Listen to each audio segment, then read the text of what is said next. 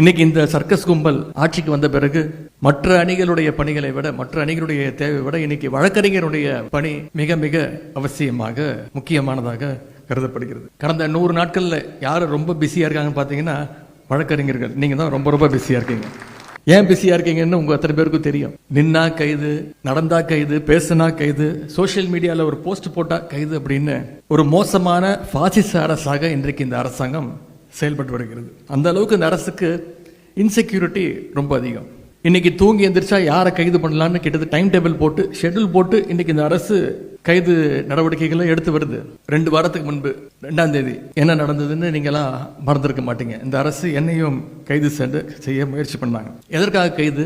டெல்டாவில் விவசாயிகளுக்கு ஆதரவாக நம்முடைய தலைவர் சொன்னதன் பேர்ல தஞ்சாவூர்ல போய் ஒரு போராட்டத்தில் கலந்து கொண்டு பேசினேன். கிட்டத்தட்ட 22 நிமிஷம் பேசியிருக்கிறேன். நான் கூட நான் பேசுனதை வச்சுதான் ஏதோ கைது செய்ய வந்திருக்கிறாங்கன்னு நினைச்சேன். அன்னைக்கு காலைல 8 மணிக்கு காவல்துறை என்னுடைய வீட்டுக்கு வந்தாங்க. அப்புறம் பேப்பர் படிச்சுட்டு இருந்தேன், தொலைக்காட்சி பார்த்துட்டு இருந்தேன். என்னுடைய உதவியாளர் வந்து சொன்னார், இந்த மாதிரி தஞ்சாவூர்ல இருந்து வந்திருக்கிறாங்க போலீஸ். நான் போய் முடிப்பட்டேன், சரி கைது பண்ண வந்திருக்கிறாங்க. நான் உடனே யோசிச்சு பார்த்தேன், நேற்று என்னெல்லாம் பேசினேன், டம்மி முதலமைச்சர்னு சொன்னேன். அதை ஒத்துக்கிட்டாங்க. அதுக்கு எந்த ரியாக்ஷனும் இல்லை. கேடு கெட்ட அரசு அமைஞ்சிருக்கு, ஒரு வெக்கங்கெட்ட அரசு அமைஞ்சிருக்கு, இதெல்லாம் சொன்னேன்.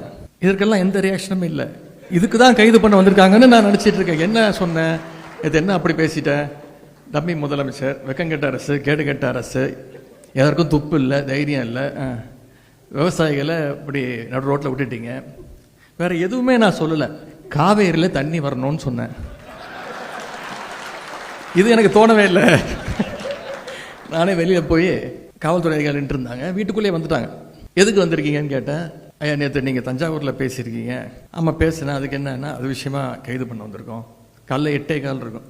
சொன்ன வெயிட் பண்ணுங்க, இப்போதான் எந்திரிச்சிருக்கிறேன். என்னுடைய வழக்கறிஞர்களுக்கு சொல்லி அனுப்பணும், தலைவர்கிட்ட சொல்லணும். வழக்கறிஞர்கள் வந்தோடனே நான் வந்து உங்களை சந்திக்கிறேன், வெளில வெயிட் பண்ணுங்க அப்படின்னாங்க. ஐயா புரிஞ்சுக்கோங்க அப்படின்னாங்க. கொஞ்சம் நேரம் வெயிட் பண்ணுங்க அப்படின்னு சொல்லிட்டு நான் உள்ளே போயிட்டேன். அதன் பிறகு நான் முதல்ல ஃபோன் பண்ணது நம்முடைய வழக்கறிஞர்கள் அன்னைக்கு தான் ஃபோன் பண்ணேன். வழக்கறிஞர்களுடைய கழக நிர்வாகிகள், வழக்கறிஞர்கள் வந்தால் தான் நான் கைதாவேன் அப்படின்னு சொல்லிட்டேன்.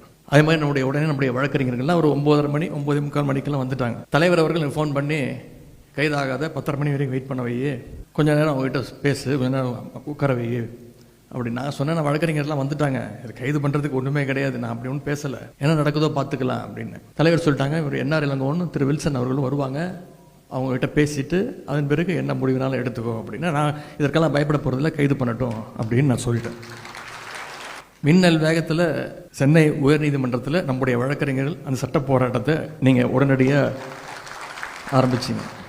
அப்போ கூட கைதாகி வண்டியில் ஏறும்போது பத்திரிகையாளர்லாம் கேட்டாங்க, இந்த கைதை நீங்கள் எப்படி பார்க்குறீங்க? அவங்க நினச்சிக்கிட்டாங்க இது பழி வாங்கும் போக்கு, நான் சும்மா ஓட மாட்டேன் அப்படி. நான் சொன்னேன், சிரிச்சுக்கிட்டே சொன்னேன், இது மிகப்பெரிய ஒரு காமெடி, மிகப்பெரிய நகைச்சுவையை இந்த அரசு நடத்தியிருக்கு. இல்லை சட்டமன்றம் கூட போகுது, 5ஆம் தேதியிலேருந்து சட்டமன்றம், உங்களை பேசுறதுக்கு நீங்கள் வர்றதுக்கு தடுக்கிறதுக்கு முயற்சி பண்ணுறாங்களா? நான் சொன்னேன், அந்த அளவுக்கு இவங்களுக்கெல்லாம் மூளை கிடையாது. அப்படியே நாங்கள் கேள்வி கேட்டாலும் அங்கே அப்படியே பதில் சொல்லி கிழிச்சிட்டாங்க. யார் அமைச்சர்னு யாருக்குமே தெரியாதுங்க, யார் சட்டமன்ற உறுப்பினர் இப்போ வரைக்கும் யாருக்குமே தெரியாது. ஏன்னா வேற ஒரு துறைக்கு நம்ம பதில் கேட்டோம்னா வேற ஒரு துறை அமைச்சர் பதில் சொல்றாரு. ஒரு படத்தில் வரும்ல, நாம ஒரு கேள்வி கேட்டா நம்மளே ஆச்சரியப்படுற அளவுக்கு ஒரு பதில் சொல்லுவான் பாருங்க அப்படிங்கிற மாதிரி. எங்களுக்கு மட்டும் இல்லை, இப்போ அங்கே உட்காந்துருக்கிறாரு ஒரு டம்மி முதலமைச்சர், அவருக்கும் யார் அமைச்சர்னு தெரியாது, அவருக்கும் யார் சட்டமன்ற உறுப்பினர் தெரியாது. அப்படிதான் இன்னைக்கு அந்த சட்டமன்றம் நடந்துட்டு இருக்கு. இன்னைக்கு தொலைக்காட்சியில் நீங்கள் அத்தனை பேரும் லைவ்ல பார்த்துட்டு இருக்கீங்க. பொதுவாக மற்ற இயக்கங்கள்லாம் ஒரு கைது விஷயம்னா ரொம்ப சீரியஸ் ஆகிடுவாங்க. ஆனால் மிசா, எமர்ஜென்சி இதையெல்லாம் பார்த்த திராவிட முன்னேற்ற கழகத்துடைய கலைஞருடைய உடன்பிறப்புகள் இதற்கெல்லாம் நம்ம பயப்பட மாட்டோம். இந்த கைதுங்கிறதுலாம் ரொம்ப ஒரு சாதாரண மேட்டராக நம்ம எடுத்துகிட்டு போயிட்டோம். அதே மாதிரி சொல்லி அடிக்கிற மாதிரி தஞ்சாவூர் போகிறதுக்குள்ள என்னுடைய கைது நடவடிக்கையை நீதிமன்றம் மூலமாக ரத்து செய்ய வச்சதும் நீங்கள் தான். ரொம்ப முக்கியமா ஆளுங்கட்சியே போய் கோர்ட்ல போய் சொன்னாங்க, எதிர்கட்சி தலைவரை போய் கைது பண்ற ஐடியாலாம் எங்களுக்கு இல்லை, விசாரிச்சுட்டு விட்டுருவோம். நான் சொன்னேன், ஏங்க நேற்று நைட்டு தான் தஞ்சாவூர்ல இருந்து வந்தேன், சொல்லியிருந்தா நான் அங்கேயே தங்கியிருப்பேன்.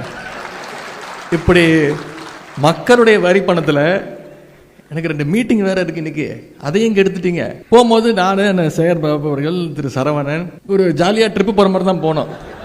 ஆனால் மாசு அவர்கள் கிட்டத்தட்ட 7-8 பேர் ஜாலியாக பேசிக்கிட்டு அப்போ சொன்னேன் அவங்ககிட்ட, இந்த மாதிரி ஒரு மக்கள் வரி பணத்தில் ஒரு ரோட் ஷோ, அது போகிற வழியெல்லாம் நம்முடைய உடன்பிறப்புகள் அங்கங்கே என்னுடைய வழியை மறித்து கரெக்டாக என்ன நான் கொடுக்கணுமோ கொடுத்துட்டு இருந்தேன். காஃபி, டீ, ஜூஸ் எல்லாம் எங்களுக்கும் இல்லை, எந்த காவல்துறை அதிகாரிகளுக்கும் சேர்த்து தான். இப்படி ஒரு ரோட் ஷோ நடத்துறதுக்கு இந்த அரசு நமக்கு எந்த செலவுமே இல்லாமல் மக்கள் வரி பணத்தில் நாம் ஒரு ரோட் ஷோ நடத்தியிருக்கிறோம். இந்த அரசுக்கு நாம் இந்த இடத்துல ஒரு நன்றியை சொல்லணும். தேர்தலுக்கு அப்புறம் கொஞ்சம் சோர்ந்து போயிருந்த நம்முடைய உடன்பிறப்புகள் இந்த டம்மி அரசு, டம்மி ஆட்சியாளர்கள் அவங்களுடைய செலவால், அவங்க பண்ண வேலையால் மறுபடியும் நம்ம பழைய ஃபார்முக்கு உடன்பிறப்புகளாக நம்ம இன்னைக்கு திரும்பி இருக்கோம். இதையெல்லாம் நான் என்னோட பெருமைக்காக சொல்லலை, வழக்கறிஞருடைய பெருமையாகத்தான் நான் இது அத்தனையும் இங்கே பதிய வைக்க விரும்புகிறேன். இந்த 3 மாதங்களில் 100 நாட்கள், நாளைக்கு என்னென்ன கூத்தரிக்க போகிறாங்க தெரியல சட்டமன்றத்தில். இந்த 100 நாட்களில் மட்டும் என்னை மட்டும் கைது செய்யலை. முன்னாள் அமைச்சர் அண்ணன் திரு அனிதா ராதாகிருஷ்ணன் அவர்கள் கைது செய்யப்பட்டு உடனே விடுவிக்கப்பட்டார். சட்டமன்ற உறுப்பினர், நம்முடைய சட்டமன்ற உறுப்பினர், விளாத்திக்குளம் சட்டமன்ற உறுப்பினர் அண்ணன் திரு மார்க்கண்டேயன் அவர்களையும் இதே மாதிரி கைது செய்து மிரட்ட பார்த்தாங்க. சட்டமன்ற உறுப்பினர் மட்டும் இல்லை, இப்போ துடிப்பா வந்திருக்கக்கூடிய நம்முடைய ஜென்சி இளைஞர்கள் இந்த தேர்தல் தோல்விக்கு பிறகு யாரை எழுப்பி விட்டுருக்காங்களோ இல்லையோ, இந்த புதிய தலைமுறையினரை நாம் எழுப்பி விட்டுருக்கிறோம். இந்த தோல்வி மூலமாக நாம் எழுப்பி விட்டுருக்கிறோம். நாம இல்லை, இன்றைக்கு இருக்கக்கூடிய ஆளுங் அரசு. ஜென்சி இளைஞர்கள் சகோதரர் அன்பானந்தம், சகோதரர் வினோத் சூரியகுமார், சகோதரர் சரண், இவங்க எல்லாம் டார்கெட் பண்ணி கைது பண்ணாங்க. அது மட்டும் இல்லை, நான் தஞ்சாவூர் ஆர்ப்பாட்டத்துக்கு போயிட்டு வந்த பிறகு அங்கே யாரெல்லாம் போராட்டம் பண்ணாங்களோ அவங்க மேலாம் வழக்கு பதிவு செஞ்சுருக்கிறாங்க, சிலர் கைதும் செஞ்சுருக்கிறாங்க. இன்னைக்கு அவங்க எல்லாரும் சட்ட போராட்டம் நடத்தி சிறையிலிருந்து அவங்க எல்லாம் மீட்டது யாரும் பார்த்தீங்கன்னா இங்கே வந்திருக்கக்கூடிய வழக்கறிஞர்கள். நீங்கள் தான் அதற்கு காரணம். அந்த பெருமை உங்களுக்கு தான். இந்த சோஃபா மாடல் அரசுக்கு நம்முடைய கழகத்தை பற்றியோ, கழகத்துடைய வரலாறு பற்றியோ, இந்த சட்டத்துறையினுடைய வரலாறை பற்றியோ அவங்களுக்கு இன்னும் முழுசாக தெரியல. கடந்த காலங்களில் முத்தமிழர் கலைஞருடைய கைதாக இருக்கட்டும், நம்முடைய கழக தலைவருடைய கைதாக இருக்கட்டும், இப்படி கழகத்திற்கு எப்பெல்லாம் நெருக்கடி வந்ததோ அப்பெல்லாம் அதை உடைச்சு தவிடுபொடி ஆக்கியது நம்முடைய சட்டத்துறை தான். ஆட்சி அதிகாரத்தில் இருக்கும்போது யார் வேணா யாரை வேணா கைது பண்ணலாம். ஆனால் பவரில் இல்லாத போது, சொல்லப்போனால் எதிர்கட்சியாக கூட இல்லாத போது, ஆட்சி அதிகாரத்திலேயே இருந்த ஒரு முதலமைச்சரையே ஊழல் வழக்கில் சிறைக்கு அனுப்பின துறை நம்முடைய சட்டத்துறை, திமுகவுடைய சட்டத்துறை. இப்படிப்பட்ட பல்வேறு பெருமைகளை கொண்ட உங்களுக்கு இன்னைக்கு வர்ற விஷயங்கள், நீங்க பார்க்குற நெருக்கடிகள், இதெல்லாம் மிக மிக சாதாரணமாக தான் நீங்க எடுத்துக்கொள்ள வேண்டும். ஆனால் நான் உங்ககிட்ட கேட்டுக்கொள்வதெல்லாம், இந்த 100 நாட்கள் விழிப்போடு இருக்கிறோம், இன்னும் கொஞ்சம் விழிப்போடு நாம இருக்க வேண்டும். இன்னைக்கு தட்டு தடுமாறி பவருக்கு வந்திருக்கக்கூடிய இந்த புதிய கோஷ்டி பார்த்தீங்கன்னா, யாராவது 1 சீட்டு கட்டில் 1 இருக்கும், 2 இருக்கும் ஜோக்கரு. இங்கே 52 ஜோக்கரு. நமக்கு தான் பேர் தெரியல, யார் அமைச்சர் யார் சட்டமன்ற உறுப்பினர். தமிழ்நாட்டு மக்களுக்கு தெரிஞ்சிருக்கா? தெரியல, யாருக்குமே தெரியல. அவங்களால அடமொழி வச்சு பேசினாதான் மக்களுக்கு புரியுது. லாட்டரி விற்கிற அமைச்சர் யாரு, பிளாக்ல லாட்டரி டிக்கெட் வித்த அமைச்சர் யாரு,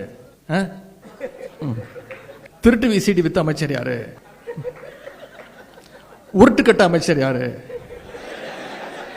பவுடர் போடுற அமைச்சர் யாரு, காக்கி டவுசர் அமைச்சர் யாரு, சங்கி அமைச்சர் யாரு. இப்ப கிட்டத்தட்ட கலந்துரையாடல் ஆயிடுச்சு. இப்படி அவங்க பேர் சொல்லி சொன்னா கூட உங்களுக்கு தான் தெரியாது, அவங்களோட பட்ட பேர் வச்சு கூப்பிட்டாதான் நமக்கே புரியுது. இதுதான் இன்னைக்கு தமிழ்நாட்டு நிலைமை. நான் நிச்சயம் சொல்றேன், 3 மாசம் தான் ஆயிருக்கு. இனி போக போக ஒவ்வொரு அமைச்சரும் நிச்சயமா பெருசா மாட்ட போறாங்க. அதுக்கு வழக்கறிஞர் நீங்க தயாராக இருக்கணும். இன்னைக்கு நாம தொடர்ந்து பெயில் வாங்கிட்டு இருக்கோம். இன்னைக்கு அந்த கூட்டத்தை, அந்த கும்பலை பெயில் வாங்குற நிலைமைக்கு நாம நம்முடைய பணிகளை அமைச்சு கொள்ள வேண்டும். இந்த அரசு ஏதோ தூய்மையான அரசு, ஊழலற்ற அரசு, மாற்றம் அப்படின்னு சொல்லி கொண்டு வந்தாங்க. கடைசி என்ன பண்ணிருக்கிறாங்க? நம்முடைய தலைவர் கொண்டு வந்த ஒவ்வொரு திட்டத்தோடைய பெயரை மாத்திருக்கிறாங்க. வேற எந்த மாற்றமும் கிடையாது. எல்லாத்து மேலேயும் ஸ்டிக்கர் ஒட்டிக்கிட்டு இருக்கிறாங்க. இவங்க எப்படி ஆட்சிக்கு வந்தாங்க அதை நாம அத்தனை பேரும் பார்த்தோம். இவங்க கிட்ட மெஜாரிட்டி இருக்கா? கிடையாது. திமுக சட்டமன்ற உறுப்பினர் பார்த்தா வழக்கு போடு, அதிமுக சட்டமன்ற உறுப்பினர் பார்த்தா சோஃபாவை அனுப்பு, எப்படியாவது பர்ச்சேஸ் பண்ணு, அவங்கள ராஜினாமா பண்ணவே. இதைத்தான் இந்த அரசு பண்ணிக்கிட்டு இருக்கு. இதை தமிழ்நாட்டு மக்கள் பார்த்துக்கிட்டு இருக்கிறாங்க. இது மட்டும் இல்லை, அரசு வழக்கறிஞர் நியமனத்தில் மிகப்பெரிய ஒரு ஊழல் நடந்திருக்கு. இதை சொன்னது யாரு? நாம இல்ல, ஆளுங்கட்சியுடைய வழக்கறிஞர் புகார் கொடுத்திருக்கிறாங்க, நீதிமன்றத்தில் வழக்கு போட்டிருக்கிறாங்க.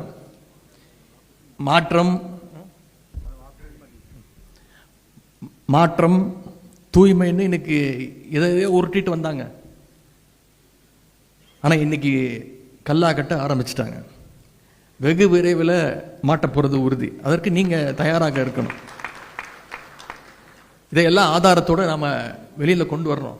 இன்னைக்கு பெண்கள், குழந்தைகள் தனியாக வெளியே போக முடியாத ஒரு சூழ்நிலை இந்த அரசு உருவாகி இருக்கு. கோவையில் இவங்க என்னன்னு சொல்லி ஆட்சிக்கு வந்தாங்க, போதைப் பொருளை ஒழிப்போம்னு சொன்னாங்க. இன்னைக்கு கோவையில் போதைப் பொருள் பற்றி தகவல் கொடுத்த கல்லூரி மாணவன், அவர் பேர் அமுதன், அவனை காவல்துறையே காட்டி கொடுத்துருக்கு.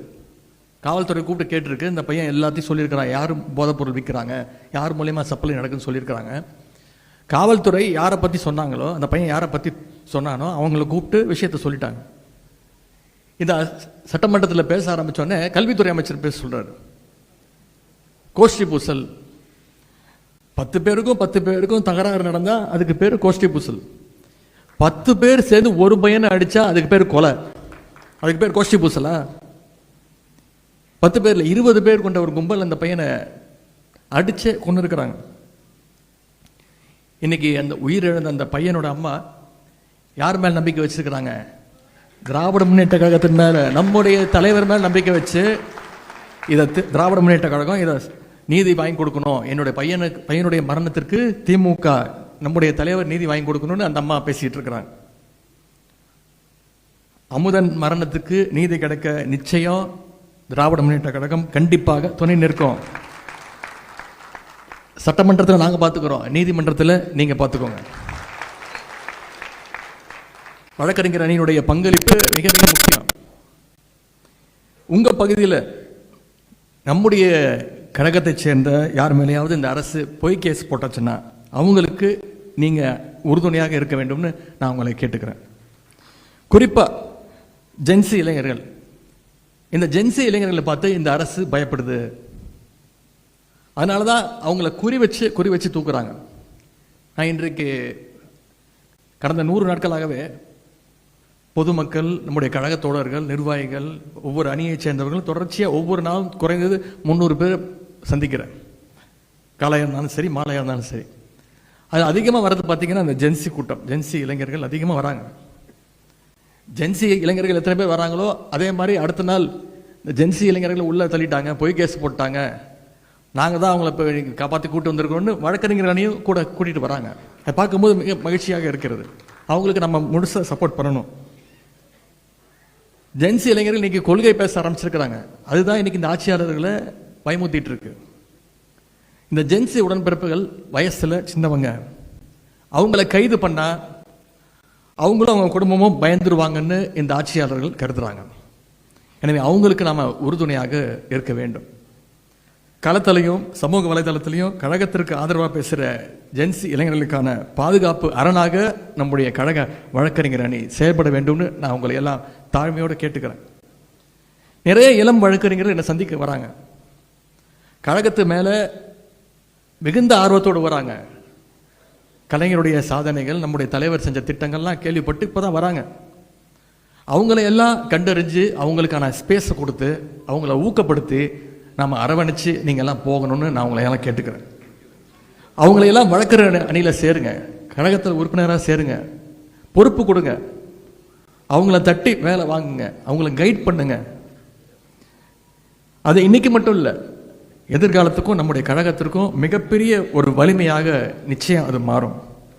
இறுதியாக ஒரே ஒரு விஷயம், உங்கள் பகுதியில் இன்று இருக்கக்கூடிய ஆளுங்கட்சிக்காரங்க குற்ற செயலில் ஈடுபட்டால் நீங்கள் அதை சும்மா விடக்கூடாது.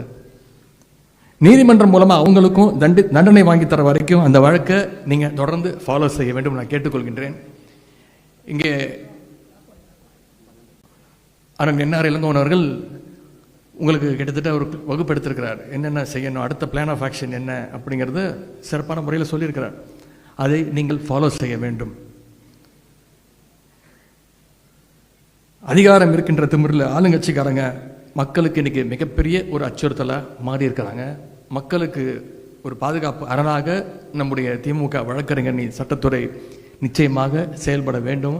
அதை இங்கே வந்திருக்கக்கூடிய நீங்கள் உறுதி செய்ய வேண்டும் என்று நான் மீண்டும் கேட்டுக்கொள்கின்றேன். அதே மாதிரி திரு வழக்கறிஞர் திரு என்ஆர் இளங்கோவன் அவர்கள் பேசும்போது சொன்னார், வழக்கறிஞர் அணியில் ஒற்றுமை இல்லை அப்படின்னு இளைஞரணி செயலாளர் நினைக்கிறாரு அப்படின்னு பழைய தூக்கி என் மேலே போட்டார். அது என்னுடைய எண்ணம் மட்டும் கிடையாது, இந்த அரங்கத்தில் இருக்கக்கூடிய அத்தனை பேருடைய எண்ணமும் நிச்சயம் அது இருக்கு. எனவே அதை நிச்சயமாக சரி செய்து ஒற்றுமையோடு நாம் அத்தனை பேரும் செயல்பட வேண்டும் என்று கேட்டுக்கொண்டு, இந்த அரசு மக்கள் விரோத அரசு வீட்டுக்கு அனுப்பும் வரை, மீண்டும் நம்முடைய தலைவர் முதலமைச்சராக அந்த நாற்காலியில் உட்காரும் வரை அத்தனை அணிகளும் களத்தில் இறங்கி செயல்பட வேண்டும். அதில் முதன்மையான அணியாக சட்டத்துறை சிறப்பாக செயல்பட வேண்டும் என்று நான் கேட்டுக்கொள்கின்றேன். உங்களுக்காக திராவிட முன்னேற்ற கழகம் நம்முடைய தலைவர் அவர்களும் நிச்சயம் உங்களுக்கு பக்கபலமாக இருப்பாங்க. நான் என்றைக்குமே உங்களோடு தோளோடு தோளாக உறுதுணையாக நிற்பேன். எனவே உங்களுடைய பணிகள் அத்தனையும் மேன்மேலும் சிறக்கட்டும்னு சொல்லி இந்த சிறப்பான வாய்ப்பளித்த சட்டத்துறைக்கு மீண்டும் என்னுடைய நன்றியை சொல்லி விடைபெறுகின்றேன். நன்றி, வணக்கம்.